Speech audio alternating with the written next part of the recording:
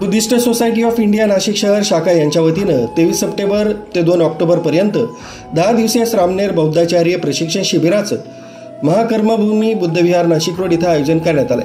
दरवर्षीप्रमाणे याही वर्षी बोर्डे परिवाराकडून खर्जुलमाळा सिन्नर फाटा हरी संस्कृती बिल्डिंग या ठिकाणी श्रामणेर संघाचे स्वागत करून भोजनदान देण्यात आलं। यावेळी केंद्रीय शिक्षक ज्येष्ठ बौद्धाचार्य ज्ञानोबा कांबळे यांनी धम्मदेशना तसंच प्रवचन बौद्ध उपासक उपासिकांना दिलं। या कार्यक्रमाचं आयोजन बौद्धाचार्य केंद्रीय शिक्षिका कविता बोर्डे तसंच अरुण बोर्डे यांनी केलं होतं।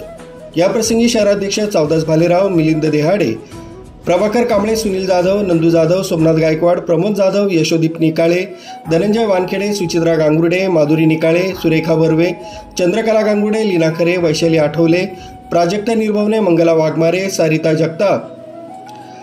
जगताप, मनीषा निर्भवने, वंदना निकम, कमल लोखंडे आदींसह बौद्ध उपासक उपासिका समाज बांधव मोठ्या संख्येने उपस्थित होते।